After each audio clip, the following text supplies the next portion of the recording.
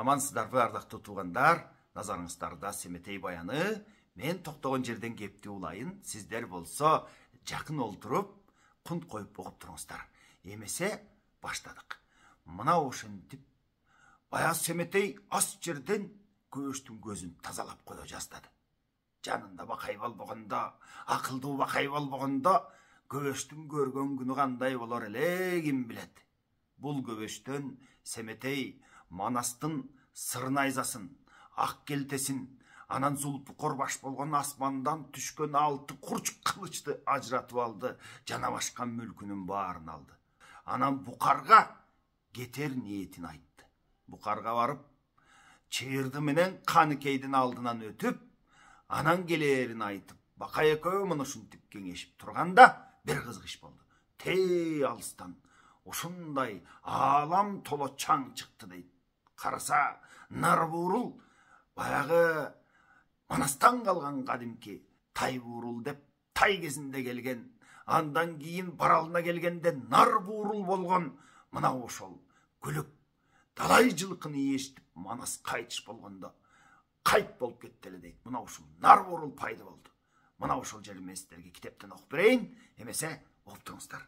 Ошондо бакай карап туруп, айланайын жетимим, оргуган чаңды көрдүңбү?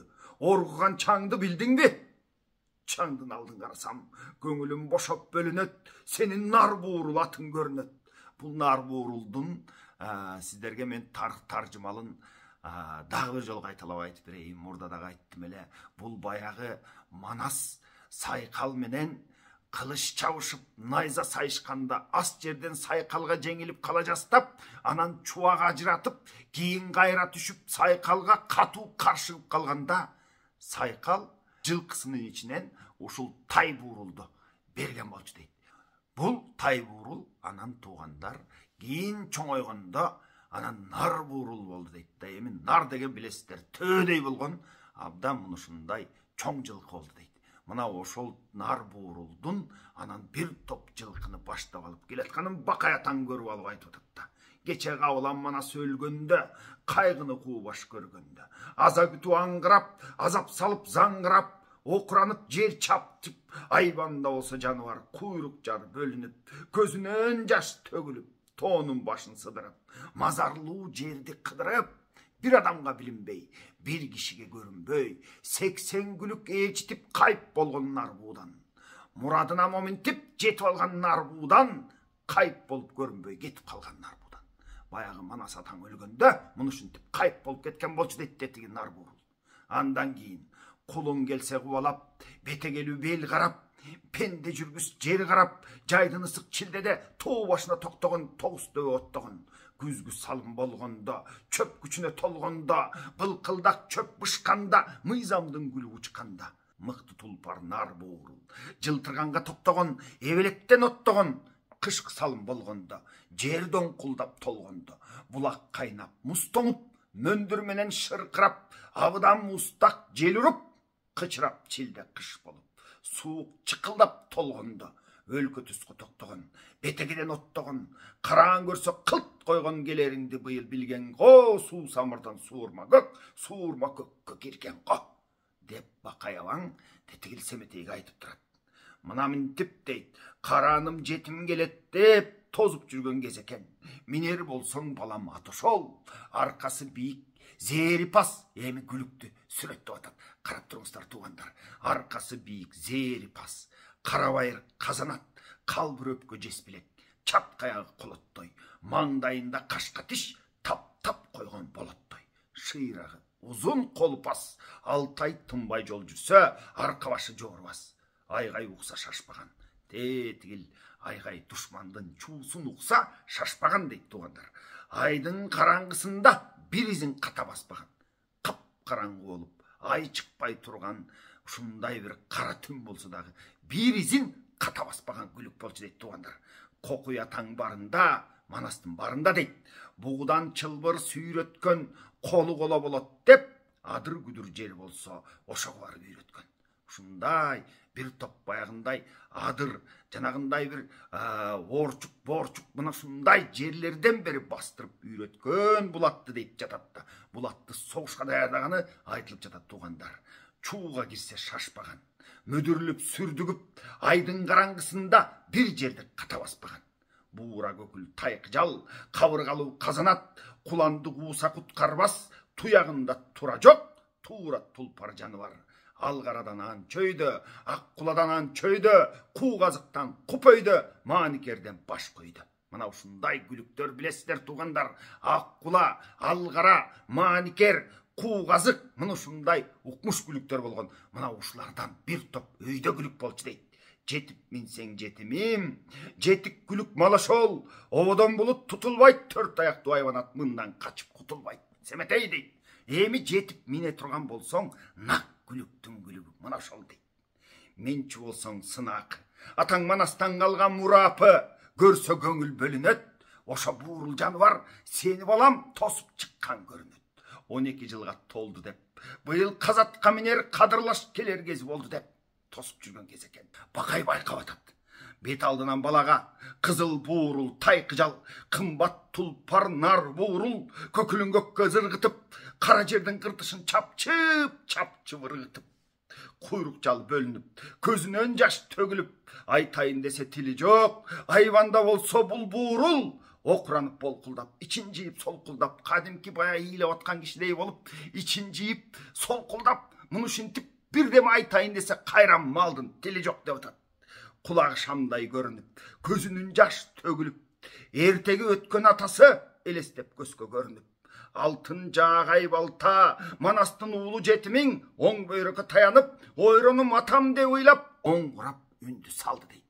Бая нар буурул 80 жылкыны айдап алып, кайып болуп кеткен. Адамдын көзүнө көрүнгүс болуп, жанына киши жакындатпай болбосо, муну ушинтип нар буурул 12 жыл карматпай жүргөн болчу дейт. Бая Семетейдин келгенин туюп кайран мал, муну ушинтип Семетейге өз келди дейт. Ал аңгыча болгон жок. Семетейдин кабарын угуп, бүткүл кыргыздын баарысы ой тоону койбой жаңыртып Семетей келди деп сүйүнчүлөшүп, мына мындай кеп айтып, ой тобо, манастын уулу экен деп, көргөндүн баары сүйүнүп, баа бедин деп бакырып, манастын жалгыз уулу келди деп сүйүнчүлөп чакырып, элдин баары Семетейдин келгенине сүйүнүп, муну ушинтип тебетейин көккө ыргытып атат туугандар. Эң алдуусу бээ союп дейт, баягы Семетейдин келгенине бээ чалып ийди дейт. Ортолору кой союп, жарыктык манас көк жалдын жалгыз уулу келди деп, бизге жараткан Кудай берди деп. Айкөл аман барында, ушу кыргыз аргында, калың кыргыз ой тартып конуп жаткан кезинде, күндүзү кымыз түнү кыз болуп жаткан кезинде, кошалаба суусар бөрк ыргап турган кезинде, кошо билип кыргызды жыргап турган кезинде, ал манастын барында бүтүн кундуз терисин жарты бөлүп алчу элек, багалеке салчу элек, чаначтай мурундар дайып, көк жал манас барында жүрчү элек барбайып, манастын көзүң өткөндө, иттерге гана дооран жеткенде дейт, тетиги абыке көбөчтөргө доор келгенде, жаккан оттун өчүрдү жапа салып көп журтка жабылтып элди көчүрдү дейт. Бая манастын көзү өткөндө жапа салып деген бул эл жапа чегип кетти деген сөз. Эл кыйналып кетти, бир тобу көчүп кетти дейт. Тозок көрдүк карыбыз, тополоң тийген эмедей тозуп кеттик баарыбыз. Абыке көбөш эки арам, мындан көрдүк кордукту, баягы Семетейдин келгенине сүйүнүп, моминтип Семетейге арызданганы бар дейт да. Чыйбыт кочкор төрт арам, мындан көрдүк кордукту, Адыбай көлбай алты арам, андан көрдүк чоңдукту. Бу түгөнгөн ал тоо барында түтүнгө аламан салчу эле, түк койбой жыйына алчу эле. Алымына чыдабай түгөнүп бу журт калчу эле дейт, баа салыгына алымына чыдабай журт түгөнүп ушундай болуп калдык дейт. Манас баатыр жалгызы келип калган кез экен, тилегенин бир Кудай ушу турган көп журттун берип калган кез экен. Тай сойгонуң тай сойгун, бээ сойгонуң бээ сойгун, аргын кыргыз буркурап, түлөө кылып чуркурап, өчкөн оту тамылып, өлгөн манас тирилип, манастын уулу келди деп, ойдогусу тоосуна сүйүнчүлөп жүгүрүп, бири-бирине мына мынтип эл сүйүнчү айтып жүгүрүп калышты дейт. ушул жерде дагы бир кызык болду да туугандар. Азыр эле Манастан калган баягы нар буурул келди. Баш Семетейге келип, Семетейди тапты туугандар. Андан кийин Манастан калган Акшум кардагы учуп кеткен болчу. Тапкыры көрүнбөй, талаалап кетти эле. Бул Акшум кар учуп келди дейт Семетейге. Баш Семетейдин келгенин билип туюп, бул жаныбар байкуш учуп келди дейт. Өзү эле жалгыз учуп келбей, балапаны менен келди. Балапанын Семетейге ыраа көрүп келди дейт да. Андан соң Кумайык келди туугандар. Бу Кумайыкты Каныкей энебиз ушундай ыйлап айтты эле, ошол Кумайыкты ала кел, атаңдан калган мүлк ошол болам деп, муну ушинтип дайындады эле. Ошол Кумайык келди. Ошентип Семетей Манастан калган ак олпокту кийгенде.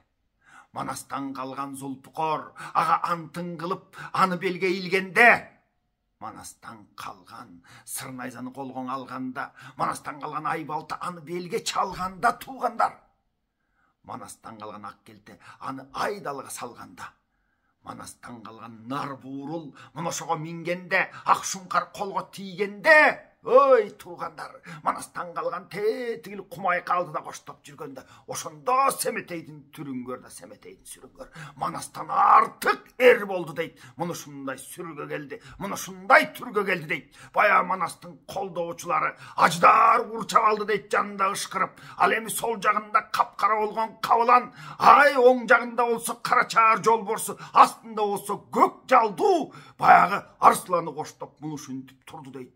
Муну ушундай болгондо анан Бакай менен коштошуп бу карды көздөй жөнөп кетти Семетей. Бир топ жол жүрдү. Бир топ бел ачты. Букарда Семетейди чыйырды менен Каныкей энебиз ыйлап сыктап күтүп аткан болчу. Уйку жок. Санаар кашат экөө тең. Улам ыйлашат. Бир убакта Манастан калган баягы дүрбүнү кайра көзгө жиберип, бурамасын имерип, тигил таласка кеткен жолду тиктеп турса, Семетейдин караганы көрүнөт. Нар буурулду минген ак борчук тетигил Темиркан таятасы кошуп баягы берген атты коштоп алган. Колуна баягы Манастан калган Акшум карды алган. Бул жагында алдында Манастан калган Кумайыгы жүрөт. Ай, караса, Манастын ак олпогун кийген Семетей Манас түрлөнүп келе жатат. Каныкей энебиздин байкуш сүйүнгөнүн айтпа. Таятасы Темирканы ыйлайт. Анын таятасынын эки бир тууганы бар болчу туугандар. Бирөөсү Көлөйкан, бирөөсү Шаатемир. Шаатемирдин Чачкей деген кызы бар. Ал жөнүндө кийинки көрсөтүүдө айтып берем туугандар. Ал эми Темиркандын 12 кызы бир уулу болот туугандар. Бала көрбөй 12 кыздуу болду дейт. Каныкей энебиз 12-чи кыз болот дагы. Каныкейден кийин Ысмайыл деген уулу болгон. Мына ошол Ысмайылга анан Семетейди уул кылып Каныкейнин таластан качып барганда берип коюп атпайбы. Ошентип анан булар байкуш Семетейге жолуна деп далай бука, далай бээ союшуп, бээ чалышып, муну ушинтип курмандык кылышып Семетейдин келгенине сүйүнүшүп турат дейт. Анан Семетейден сурады дейт да. Кандай кыласың эми? Кана, кандай экен? Элдин жайын айт, жердин жайын айт. Эмне деген сенин максатың бар дегенде анан Семетей минтип сүйлөп турат туугандар. Эми ушул жерде укмуш сонун сөз. Курган Манас баатырдын уул экенин көрдүңбү бул Семетейдин атакесин жаратып алгандыгын көрдүңбү? Атасынын баласы арт жагына тукумга калгандыгын көрдүңбү дейт. Баягы атасынан калган нагыз тукум экенин көрдүңбү дейт. Ошондо бала муну айтат. Кең талас өңдүү жер таптым, керденге бүткөн эл таптым, тамашалуу эл таптым, таалайга бүткөн жер таптым. Элге кетпей эл журтум, эгерде моюн бурбаймын, элге жетпей тынбаймын дейт. Менен кетпесем болбойт. Кыргызга барбасам болбойт. Атамдын элин таптым, атамдын жерин таптым деп Букарга турбасын айтты. Анан Каныкейге кайрылып мына мындай деп атат. Бекзаданын жалгысы. Безип жүрөр жөн бар бапа, бей таалай энем эл кайда? Канзаданын баласы. Качып жүрөр жөн барбы, караң күн энем эл кайда? Качып чыгып калкымдан, Букарга келип конупсуң, качкын катын дедиртип жаманаттуу болупсуң. Тентектикти бет кылып, тентип чыгып элимден, Букарга жетип конупсуң, бузулган катын дедиртип жаманаттуу болупсуң. Кетел апа, деп муну ушундай сөздү айтып, Семетей кетмек болот. Семетей элиме кетем, жериме кетем, апа кетели деп баштаганда Букардын каны Темиркан ушунчалык Жаман болды дейді. Қағылайын Семетей, қараң қылған чырағым. Айланайын құлыным, сен бұқардан кеткенде, өз еліңе жеткенде, таласқа барып қонғанда, тамай қырғыз болғанда. Бұл қарап қалған бұқарды қарып қылып таштадың, долыны сапту қамчыңды толғот тұрбай кимашта айт балам, сен таласқа кеткенде тозоқу бұқар бұ жұртты тос қылбай ким баштайды. Сағы шен отырат елем, қарғанда шу қандығымды өткізіп берсем, бұқарды сен башқарасың деп тұрсам, балам, кетем дедің дейді. Қара жағай балта, қай қалатпай кимаштайды, балам, қараң қылған бұқарды қарам болып ким баштайды. Бұқарға жетім келгенде, тойыңа 90 сойдырдым, Исмайыл уылы деліртіп, сенің бабаңды бұрып қойдырдым. Бола тұрған ой қылдым. Сен бұқарға келгенде 80 күні той қылдым. Бүренің көз тиеттеп, мойныңа оқытып тұмар тақтырдым. Жайдың ысық күнінде апта ұрып кететтеп, көлөке жерге бақтырдым, балам. Жүрегім айлы болсын деп, туы қалған бейден сойдырдым дейді. Демек баланы қантып бағыш керек екенін айтып отыр туғандар. Бұл да бізге сабақ. Нарын тартып қойдырдым. Қазысына тойдырдым. Артықша батыр болсын деп, мергенді жиып алдырдым. Салбырынға бардыртып, жол борстын атып келдірдім. Жүрегін саға бердірдім. Жашың 12-ге келгенде, сенің жатқан ордыңа балбандарды жидырдым. Бей қапар келген адамдың бір қанчасын қырдырдым. Алтыңа жашың келгенде, қармап беріп молдаға алым қылып бақтырдым. Мерген болып қалсын деп 12 жашқа келгенде, таладан киік аттырдым. Иқту болып қалсын деп, қарғылап найза сүйреттім. Жоғы жарағын үйреттім. Балам тұрса бұқарға, ертең ерте тұрғанда жаяны кесіп жечеле. Қатылған қара жол болса, жаң жұңды бұзам дечелем. Балам тұрса бұқарға, қарағай найза жой болот, көйлі шөрмін дечелем. Қатылышқан дұшманға жөйлі шөрмін дечелем, балам. Қиырың бөлек болған соң, қырғызды көздей баштадың. Қызыл алтын бұқарды, бұл жерге қараң қылып таштадың. Деп, Темірқан бая Семетейді қырғызға кетіргісі келбей айтады. Ан үстіне жақшы көреді. Сен тетігіл қырғызға кетіп, не қыласың, балам? Бұл жақта сен кетсең, бұқар жалғыз қалбай бұл. Бұқар қаросыз қалбай, балам. Бұқар қандай болады? Біздің ақуалымыз қандай болады деген сөзді айтып отпай. Бұл сөзді ұққанда Семетей селт етіп кетті дейді. Селт етіп кеткен себебі, түй атасы түгел қан, түйінен қызырды арған, түгөнгүрдің тұқымы дейді. Бұл қырғыздың тұқымы, бұл манастың тұқымы. Бұл қалмақ біле сенің бұқарыңда деген сөзді айтып отады. Башқатасы бар қан, башынан қызырды арған, балекеттің тұқымы. Өзөнді жерді майлаған, өчөгіше кеткенде өз жақынын жайлаған, өрт төңгірдің тұқымы бұл. Қара суға қан құйған, қарынан алғанды қармап алып жайлаған, қан қор манас тұқымы. Түнеп өткен жеріне түп-түп мазар орнығын, түйінің қызыр қолдығын, дүмпөкі манас тұқымы бұл бала. Түгінген сайын түтеген, өлген сайын өрчіген, өкім қырғыз тұқымы. Қабарында бар бекен. Төй атасы төй қан, төйден кейін бөйен қан, бөйен қандың бөрісі, андан кейін чаян қан. Ұшыл жерде Семетейдің санжырасын айтып қаратады да, төй атасы төй қан дейді. Жақшылап құлақташып ұғалыңыздар. Төйден кейін бөйен қан дейді. Бөйен қандың бөрісі, андан кейін чаян қан. Чаян қандан тараған, андан кейін балақан, андан кейін ноғойқан дейді. Ноғойқан жайын айтайын. Көктөнден соот кийинип ба, көп соот кийинген соғышчан киши болгон дейт. Көгала калкан ойногон, көршөмүн деп келип көп душмандар сойлогон. Ноғойқандан қарақан, қапчал бұзып жол салған, бүт барысы бая ер жүрек батыр болгон деп атат. Қанша жерге қол салған. Қарақандан жақыпқан, қара ниет қапырдан қабарында бар бекен. Қара көкжал батырдан 6 айда туылып чоң болған, асылған душман жоқ болған, 8-інде серпіліп, 9-на келгенде қатылғандан қан чачқан, қабарынан жан қачқан, 10 жашына келгенде орда бұзу ол жалған, 12-ге келгенде беттешкен адам мерт болған, кезіккен адам сойлаған, атағы жұртқа білінген, қарды манас салат деп, Бейжіңнің қақан қанының бичігіне чейілген, Бейжіңдің хандарының бичігіне чейілген мұнышындай манас жөнінде малмат бар деп атады. Андан кейін атасы манас қан шыққан, айбатынан жан шыққан, мына ошол манастың баласы. Емі бұл бұқарда қалмақ біле деп атады туғандар.